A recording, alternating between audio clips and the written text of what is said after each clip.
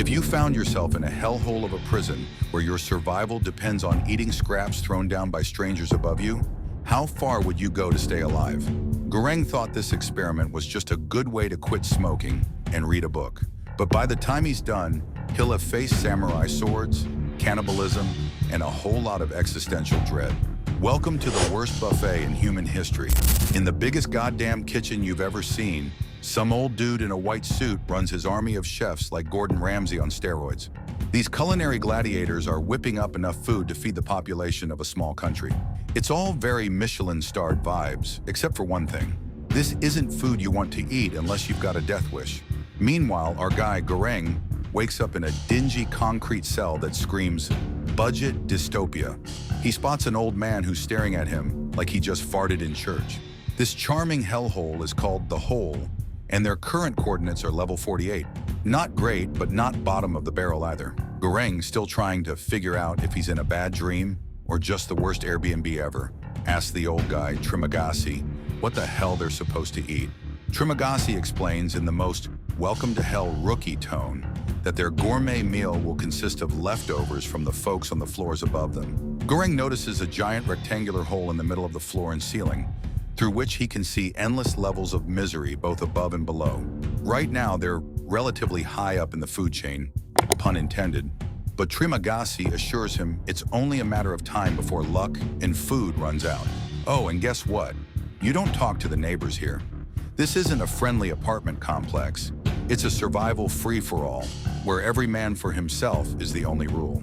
Trimagasi, the self-proclaimed whole veteran, casually drops that they'll be stuck together for a month before getting shuffled to a new level. And, spoiler alert, it might suck even harder next time. As they chat, the light in the room flips from red to green, and down through the ceiling comes the platform, their buffet for the day. Except calling it a buffet is like calling instant ramen gourmet.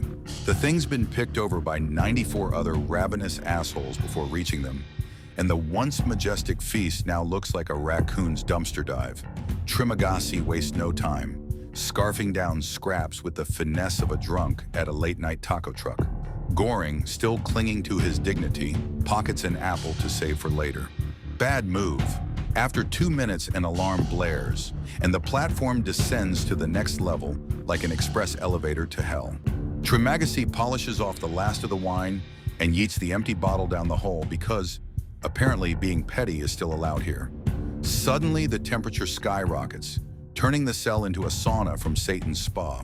Turns out the mysterious overseers have a no-hoarding policy, and they're not shy about enforcing it.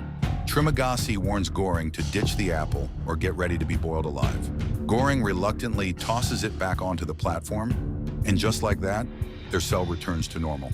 Well, as normal as a human terrarium in a vertical prison can be. As the days drag on, Goreng decides it's story time. So, he says, how'd you end up in this shithole? And since he's no saint, he kicks things off by sharing his own brilliant life choices. Apparently, he volunteered to spend 6 months in the hole for a college degree. A degree. Trimagasi damn near chokes on his scraps laughing. You volunteered? He asks, looking at Goreng like he just said he traded his soul for an expired coupon. For now, though, Trimagasi keeps his own backstory locked up tighter than Fort Knox. That night, Goreng gets a glimpse of the madness as the platform zooms past their level on its way back to the top, like a fucking turbo elevator on steroids. The next day, same depressing routine. The platform shows up carrying what can only be described as leftovers from leftovers. Trimagasi digs in like a starving dog, licking plates and chewing bones like it's fine dining. Goreng, however, refuses to eat, still clinging to some semblance of decency. Trimagasi isn't having it. Kid, you're wasting a golden opportunity, he says, mouthful of God knows what. You think you're better than this food? Newsflash, you're not. After lunch, or whatever you want to call that train wreck, Trimagasi finally decides to spill the tea on why he's here. Turns out it all started with a fucking infomercial. Yeah, you heard that right. He saw an ad for a knife sharpener called the Samurai Max. Sharpens anything, the ad promised. He didn't even need a knife sharpener, but the ad made him feel like he'd die without it. So he bought it. But then, another ad. This time for the Samurai Plus, a knife that never even needs sharpening. Talk about a slap in the face. That's when Trimagasi snapped. He launched his TV out the window in a fit of rage, only to accidentally turn some poor guy on the street into a pancake. At his trial, the judge gave him two options: a padded room in a mental hospital or a year in the hole. And just like that, he became Goreng's charming roommate. Still curious, Goreng asked the million-dollar question: how many levels are there anyway? Trimagasi shrugs. Hell if I know, but I've been as low as level 132, and let me tell you, no food makes it that far. Goreng, ever the optimist, suggests they should get the people above them to ration food so everyone has a shot at surviving. Trimagasi snorts like he's just heard the dumbest joke ever. Kid, this place runs on chaos, not kumbaya. You play the system or you die. And here's the kicker. When they entered the hole, everyone got to bring one item with them. Goreng, being a nerd, chose a book. Trimagasi? Oh, he brought the Samurai Plus, his beloved useless knife. Goreng starts putting two and two together and realizes just how Trimagasi has been staying alive all this time. By the third day, Goreng finally caves and starts nibbling on scraps from the table. Because, hey, dignity doesn't taste as good as survival. He's just getting used to this hellhole's Michelin-star dumpster buffet when, bam, a body comes crashing down from the floors above like some fucked-up delivery service. Trimagasi barely flinches, explaining in his usual cheerful way that the folks on the highest levels go batshit crazy because, apparently, having everything makes life boring. Too much of a good thing turns you into a suicidal asshole, he says as casually as someone commenting on the weather. Oh, and Trimagasi figures Goreng would probably jump too, being too nice and squishy to handle the lower levels. Real motivational speaker, this guy. Speaking of survival, Goreng gets curious about Trimagasi's past in the hole. He points out that cellmates are supposed to stay together for an entire month. So if Trimagasi spent last month on level 132, where food doesn't even make a cameo appearance, then how the fuck is he still alive? You didn't eat your last roommate, did you? Goreng asks. Trimagasi just smirks, but before he can answer, the platform shows up with a surprise guest. A creepy woman crouched in the middle like she's auditioning for a horror movie. Trimagasi couldn't care less, muttering, "Oh, it's her again," like she's just some annoying neighbor. Goreng, of course, wants answers. Turns out her name's Miharu, and she rides the platform every month looking for her missing child. Goreng, being the knight in shining naivety, offers to help her, but Trimagasi shuts that shit down real quick. He warns Goreng that Miharu isn't exactly Mother of the Year material. She kills her cellmate every month, hoping the next cycle will pair her with her kid. At this point, Trimagasi finally clears up the whole eating his last roommate thing. Turns out he didn't kill the guy. The dude finished his time and left, but while they were stuck on level 132, they did survive by snacking on one of the unfortunate bastards who fell from above. You know, just your standard roommate bonding activity. Before Goreng can process how fucked up that is, the platform lowers again with Miharu still on it. This time, the two men on the floor below decide they're going to try their luck by attacking her. Goreng's ready to jump down and play hero, but Miharu shuts that idea down by brutally murdering both guys with a shard of glass. Goreng just stares in horror while Trimagasi shrugs. Told you she could handle herself. As the days drag on in this gourmet nightmare, Goreng starts to settle into the routine. Well, as much as anyone can when dinner is the equivalent of licking plates clean. But the nights? Oh, those are rough. Sleep is for the privileged, and Goreng is anything but. Surprisingly, he and Trimagasi even start to form a weird, dysfunctional bromance. Like Stockholm Syndrome, but with more passive-aggressive remarks. Then one night, Trimagasi drops a bombshell. It's the end of their cycle, and tomorrow they're getting gassed like contestants in a fucked-up reality show before waking up on a brand new floor. The old man smirks and basically says, "Good luck, kid, but you're too soft to make it." Goreng laughs it off, but deep down, he knows Trimagasi's probably right. Spoiler alert, he is. When Goreng finally wakes up, he realizes he's in deep shit. Literally tied to his bed, he glances around and immediately understands why. They're now on level 171. That's 40 levels lower than even Trimagasi's been before. And that says a lot because this guy's practically the hole's tour guide. Turns out the old man has already MacGyvered the bedsheets into restraints and is standing over him like a deranged butcher ready to open shop. Trimagasi calmly explains the situation, like he's reading out a recipe. He's not gonna kill Goreng outright. Oh no, that would spoil the meat. Instead, he's planning a slow-cook special, starting with small slices of flesh to keep them both alive. Goreng begs for his life, but Trimagasi just shrugs and blames the assholes above them, who won't ration food properly. "Not my fault, kid," he says. "I'm just playing the game." What a stand-up guy. The days crawl by, and Goreng's trapped, helpless to stop this psychotic grandpa from sharpening his knife like it's a goddamn cooking show. Finally, the fateful day arrives. Trimagasi grabs his beloved Samurai Plus and takes a slice off Goreng's leg like he's prepping some prime rib. Just as he's about to dig in, the platform descends, and surprise, it's Miharu, the chaotic queen herself. She doesn't waste a second, smashing a wine bottle over Trimagasi's head and slicing his throat with his own precious knife. Talk about poetic justice. Miharu, the silent badass, frees Goreng, hands him the knife, and watches as he finishes the job in a bloody rage before passing out.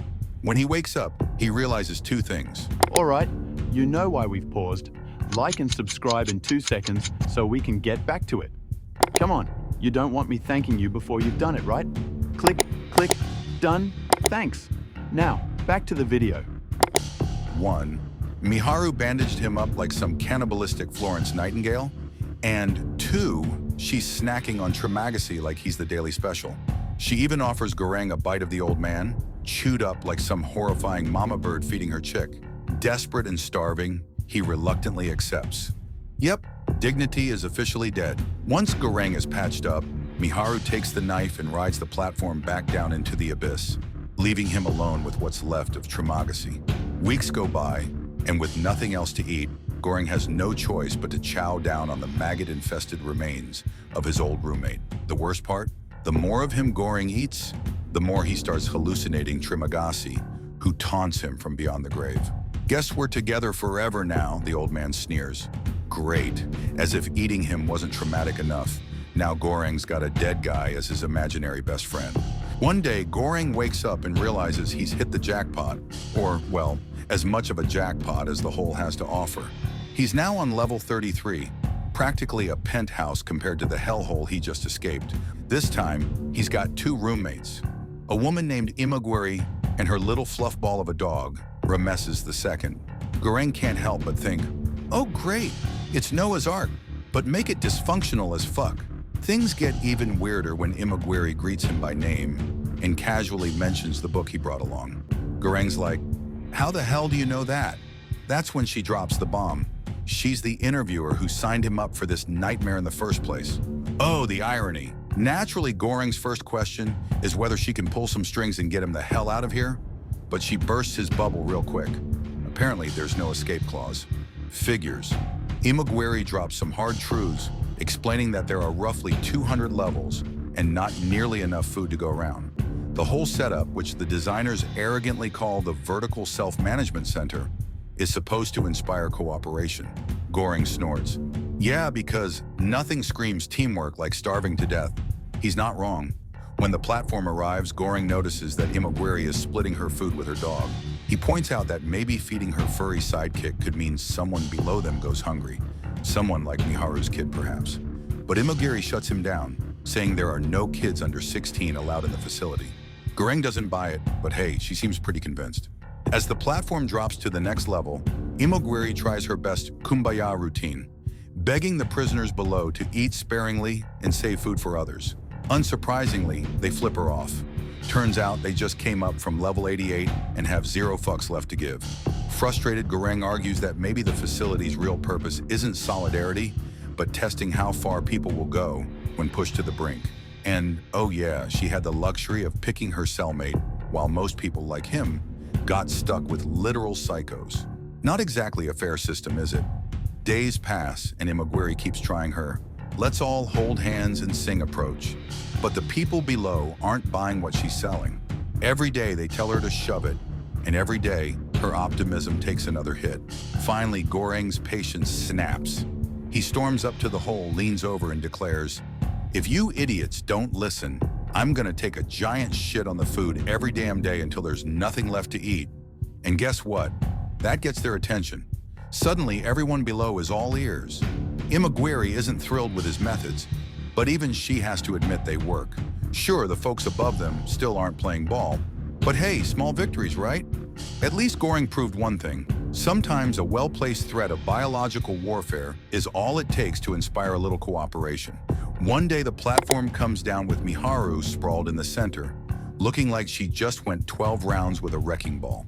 Goring and Imogiri rush her to a bed and start patching her up, thinking they're doing some noble humanitarian shit. Spoiler alert, they are not. That night, Goring wakes up to the sound of chaos. Turns out Miharu's way of saying thanks for saving my life is by chowing down on Imogiri's dog like it's some all-you-can-eat buffet.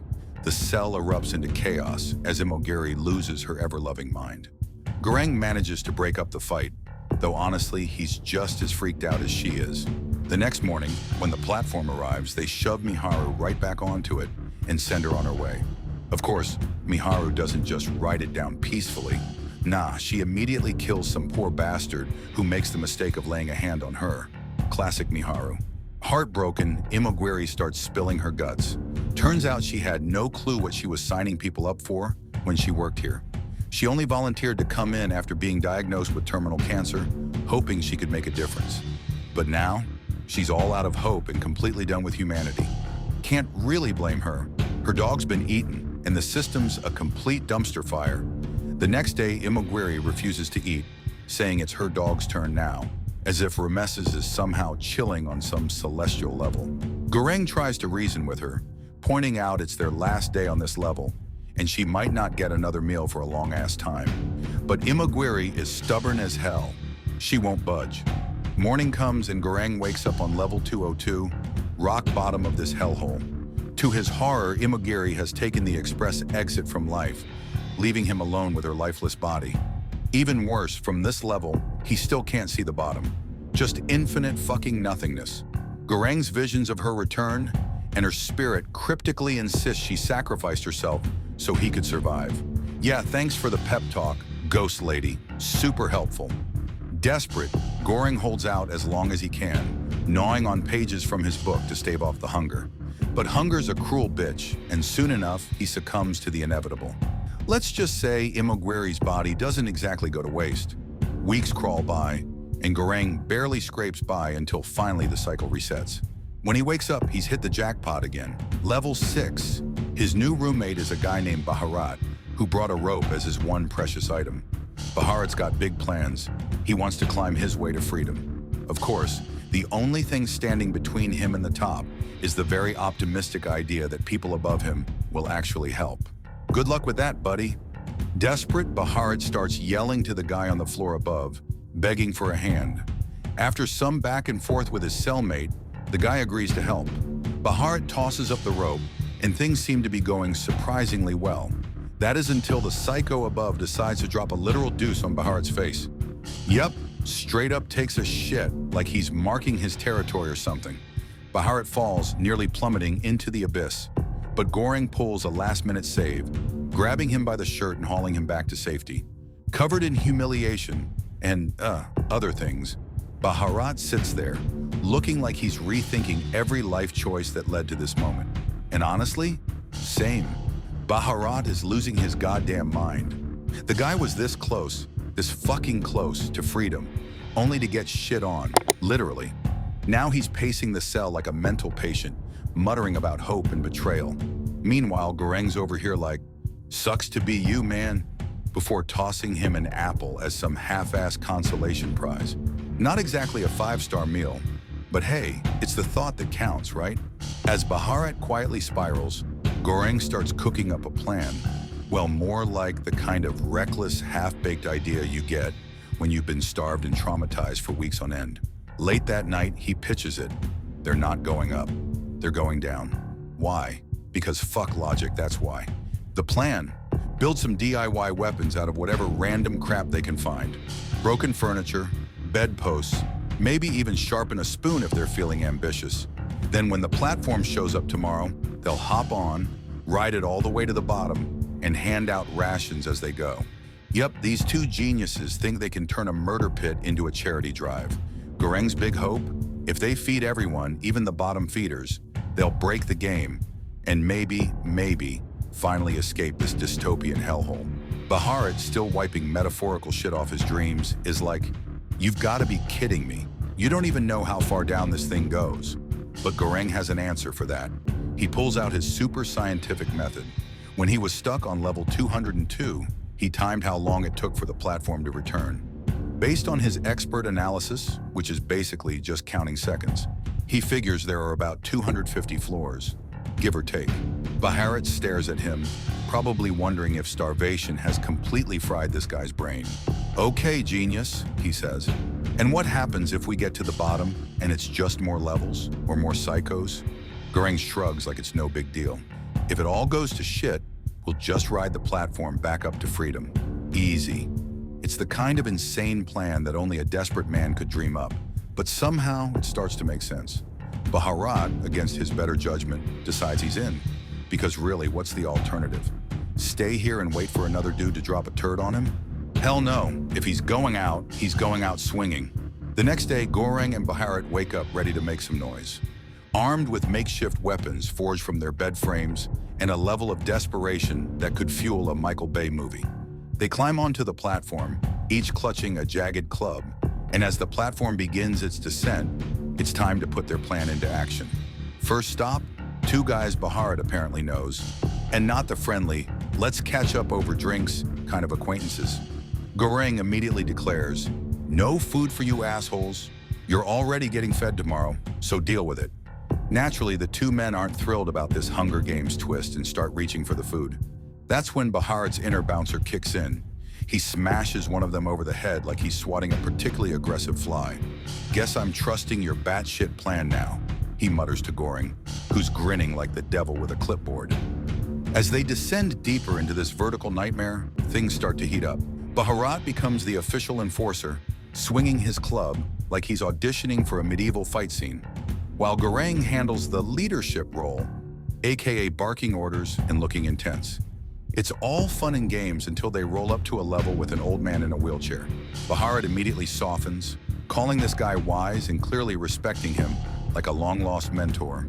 The old man, rocking some serious Yoda vibes, suggests they try talking before smashing skulls.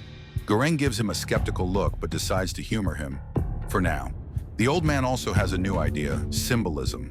He points to the panna cotta, a perfect untouched dessert, and insists they keep it pristine to send back up as a message. Because apparently a single dessert can topple systems and rewrite the human condition. Sure, why not? It's not like this whole plan isn't already nuts. Baharat, now the panna cotta's self-declared bodyguard, swears on his life to protect it. Goreng, probably thinking about how stupid this all sounds, reluctantly agrees. The next level? A woman who clearly didn't get the peace and love memo. She lunges for the food, and before Goreng can even finish saying, "Don't make me do this," Baharat's already gone full Mr. Stick mode. One whack later, she's convinced to back off. Goreng feels a pang of guilt for about 2 seconds. "At least she's alive," he says, patting Baharat on the back. Mostly. The ride down becomes a mix of diplomacy, chaos, and just plain survival.